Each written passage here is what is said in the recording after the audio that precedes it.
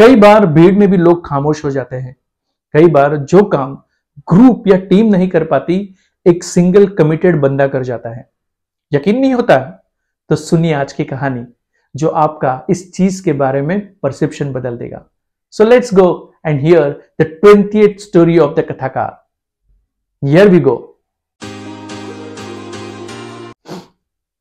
1986 की यह बात है। नासा अपना dream project Challenger space shuttle को लॉन्च करने का ऐलान करता है। उसके साथ वो अपने साथ प्रतिभाशाली एस्ट्रोनॉट को भी भेजने का प्लान करते हैं। करोड़ों लोग ये न्यूज को टीवी पर देखते हैं, बट कुछ असाधारण सी चीज होती है।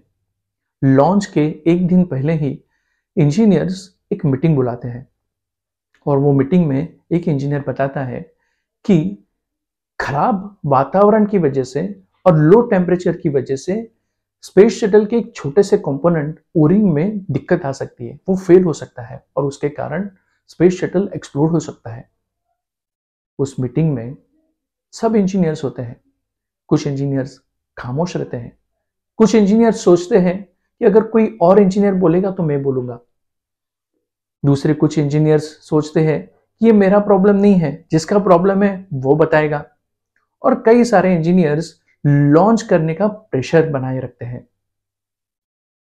और वो जो डिसीजन लेते हैं वो इतिहास का सबसे वर्स्ट डिसीजन होता है।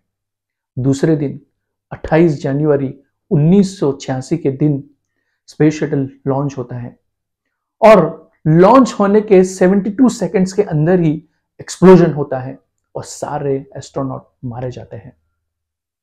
जब नासा बाद में इन्वेस्टिगेट करता है तो पता चलता है कि टेक्निकल खामी के अलावा और एक भी खामी थी डिसीजन मेकिंग की, जिसमें इन इंजीनियरों ने सही डिसीजन नहीं लिया।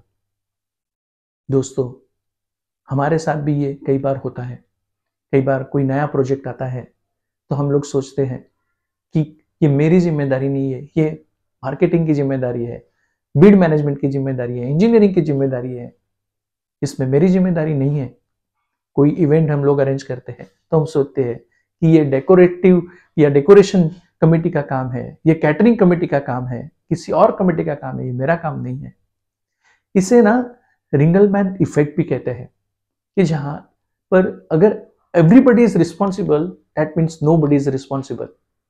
If you keep on adding the persons in your team, the efforts पर पर्सन डिमिनिश होता है, कम होता जाता है। लोग अपना 100% एफर्ट्स नहीं देते। सो फ्रेंड, नेक्स्ट टाइम जब भी आप कोई प्रोजेक्ट का हिस्सा बनो या किसी मीटिंग का हिस्सा बनो और दूसरे लोग खामोश रहे तो आप बोलिए। अगर दूसरे लोग अपनी रिस्पॉन्सिबिलिटी से भागे तो आप रिस्पॉन्सिबिलिटी लीजिए।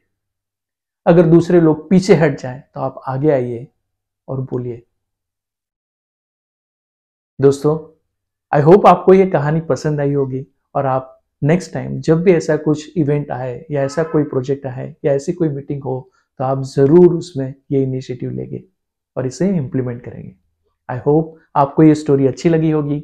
Stay tuned to listen this kind of stories in a Kathakar series. Thank you so much.